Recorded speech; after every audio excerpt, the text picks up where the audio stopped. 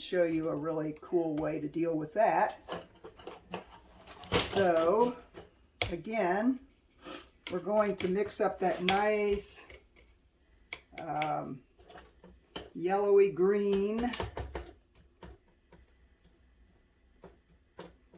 and not too watery, not too thick.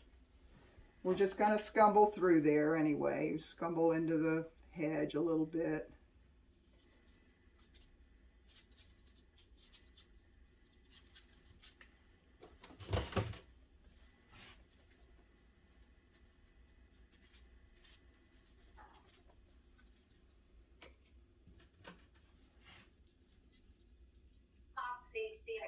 Oh, okay. I'm talking now. I get lost. I get lost in the moment. Uh-oh. Oh, that was Bob's heater, I think.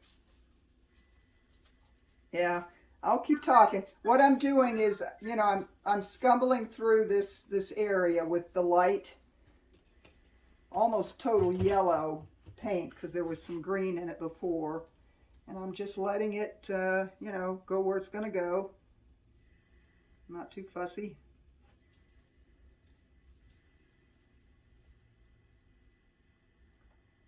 Maybe give it a little bit of direction with the brush. Because what we're going to do next is take our alcohol .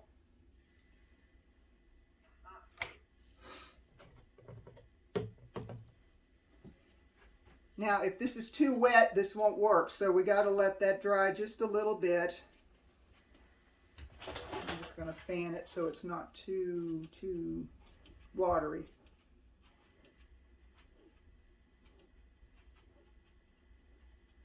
And we're going to try two things. We're going to hold this above your paper and just give it a spritz. Not too much. Then move across, give it another spritz. There you go.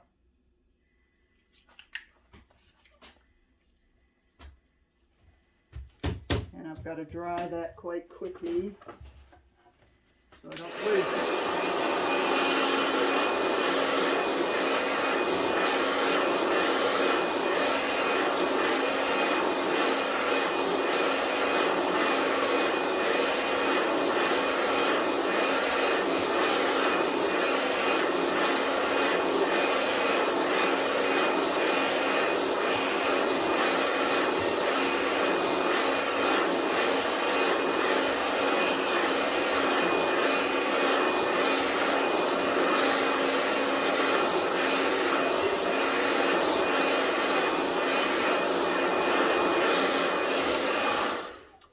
At it, I can see where this area dried over here where the hedge is.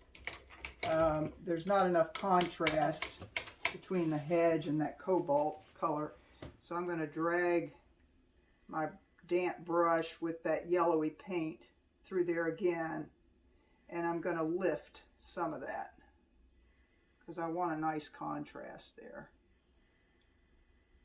I'll even pull it through over here.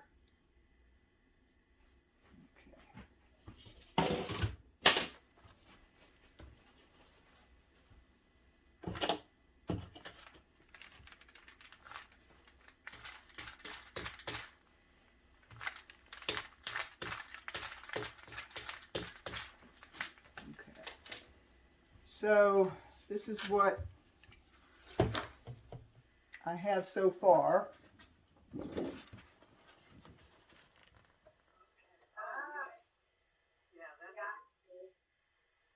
So now where that alcohol landed, I'm going to just take a nice little round brush, and I'm going to start with my opera because it's so brilliant.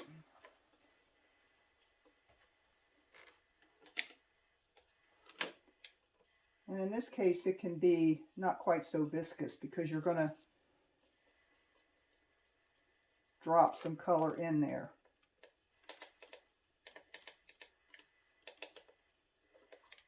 But before we do that, I want to dampen this again, just ever so slightly with water. I think I lost, there it is. Because I want a little bleeding to happen here, so just going to lightly go over the top of that light area. And then just like you drop in watercolor, we're just going to drop some color in there.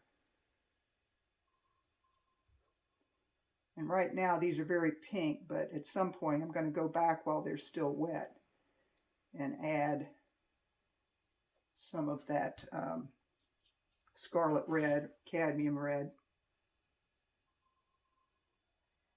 Now this is a fairly liquid opera pink that you're dropping in. Yeah, it's enough that I don't have to, well, I should say enough that when I add the red, it'll bleed into it. So I'm just going to do a little bit of an area at a time, and then I'll come back and mix up this scarlet red and drop that in. They're very close in value, so you don't see a whole lot of difference, but it just adds to the color.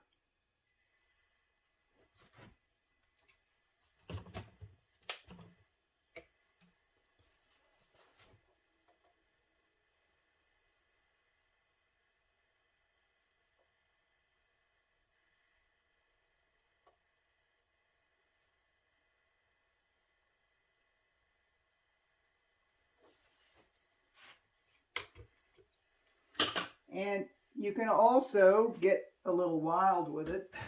I don't know if I have my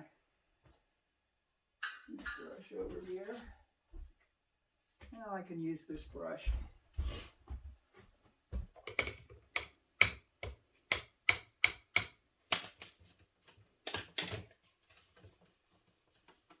And I'll get it enough that I can shake it out.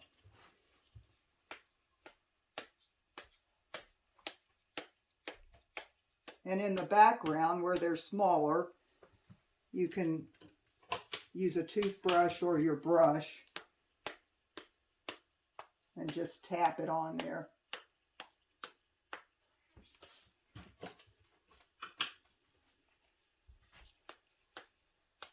this the scarlet red that you're tapping on now? Yeah, it's a mixture of the scarlet and the opera.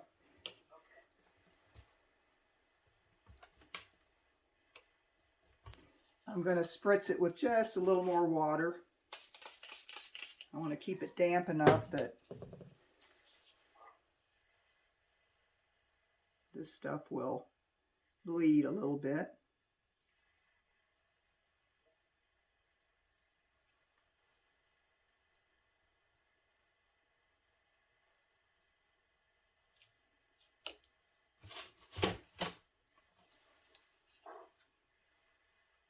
And some of those reds will go down in the hedge below.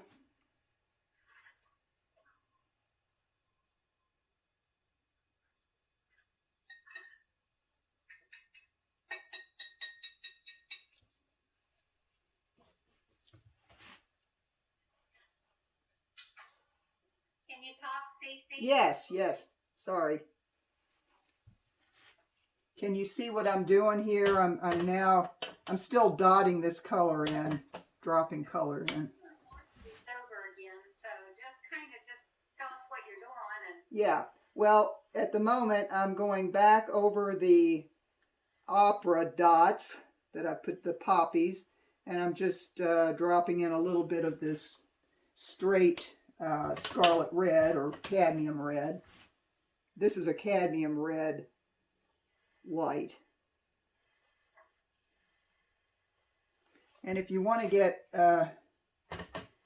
another interesting thing going, while one of these is still wet, I'm going to take my dropper, my alcohol dropper,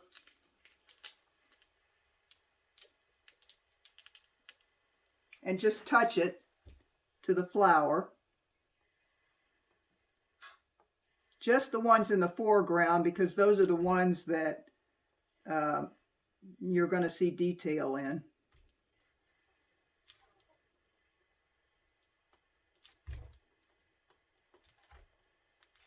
And I'll show you what happens there.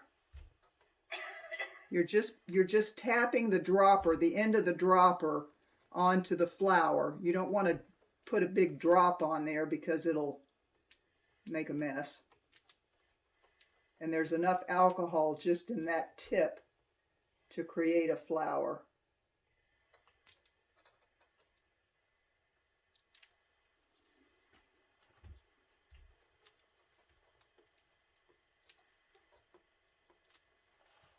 Okay. Do a few more of those. And again, you know, it's not super watery, but it's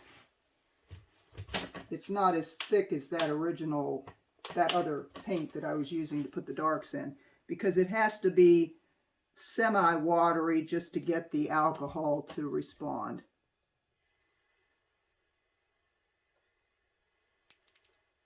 So.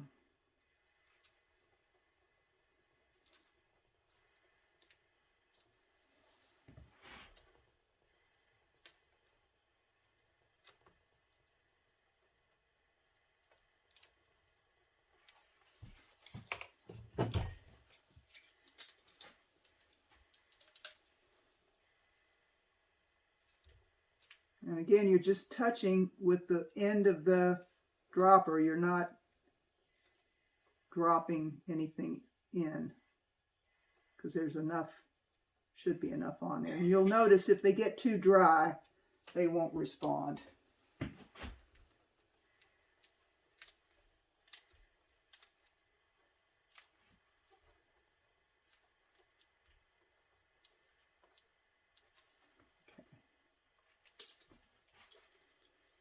So I'm going to dry this because we're out of time.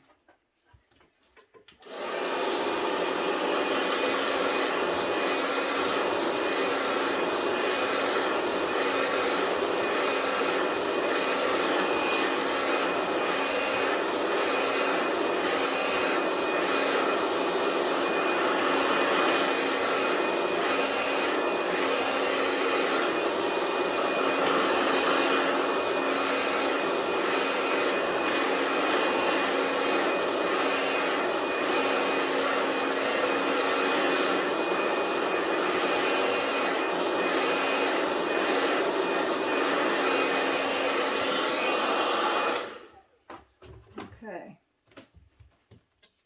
so I'm not sure how much you're going to be able to see, but Oh yeah, it's looking nice. where the droppers went in, or where the dropper touched, it creates a little flower. So I think I'll start over and just do the poppy fields. there you go. I was going to show you that tape, and I'll do that real quick because it is pretty cool. Let's see. I think it fell on the floor somewhere. The other thing too, I mentioned to Janet to get, if you can, get George James's DVD, the one called Mastering YUPO, because that really goes into detail on just about everything I've done, and he's far more professional. He does this all the time. But, huh? Can you send his name? Yes, it's George James, just like it sounds. And you can get the DVDs through an outfit called creativecatalyst.com. I'll send this to you in an email. And I'll send you a picture of the cover. don't know what happened to my other roll. Things have a way of disappearing.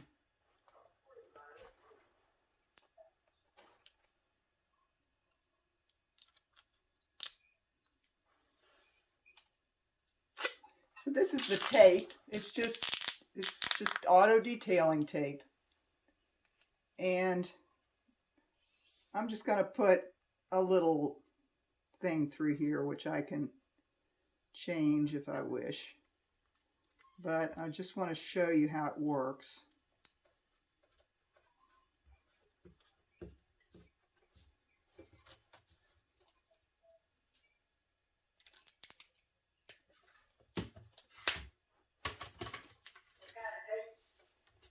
Huh?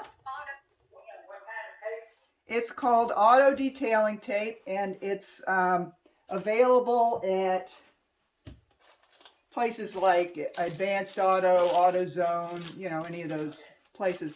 It's made by 3M. It's called Fine Line Tape 218. I'll send you a picture of that too in an email. Yeah, yeah. So you just press it into the dry area.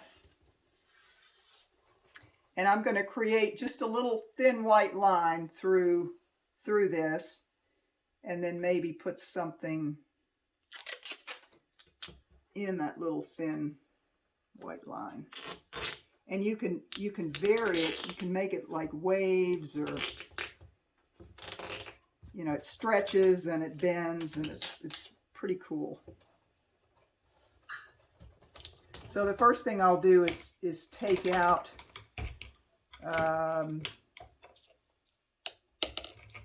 the center, what's between that tape. So you put down 2 pieces of tape. Yeah, because I'm taking out that little strip in between. Exactly. So I'm just gonna come down here with some water, agitate the paint underneath so it lifts up nice. That's the word I was looking for, agitate.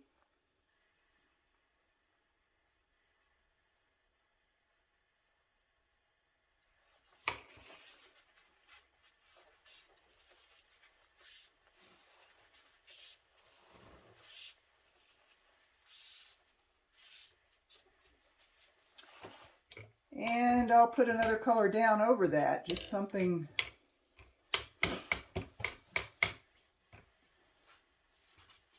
nice and bright, like a yellow.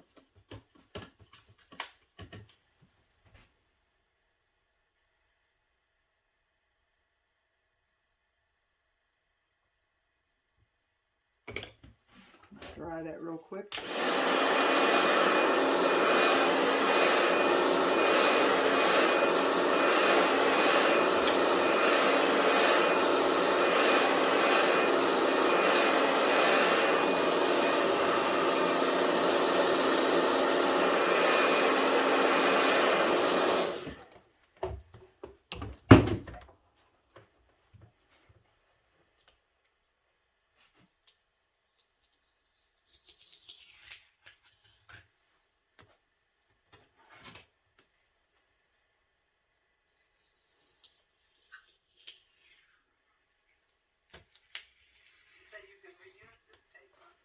You can. I wouldn't use it more than twice. I ran over the outside of the tape there because I'm not too clever with this. But I don't know if you can see that little stripe through there. Yeah.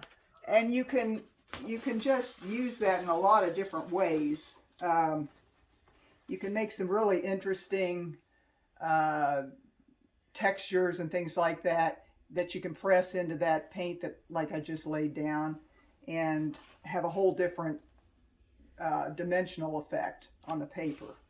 So that's just one thing I wanted to show you before we left. So a lot in one day. Yeah, well, what we'll do, just play around with it at home. I'll send you that information on the DVD. and let's take pictures and send them to me, and I'll finish this one too, and we can look at them next week. And I'm going to try to get this video put together to send you. I'll either put it on YouTube or I'll do a WeTransfer for a large file. So much. Okay. So any questions? How far did you all get? I'm just curious. Let me put this back on gallery.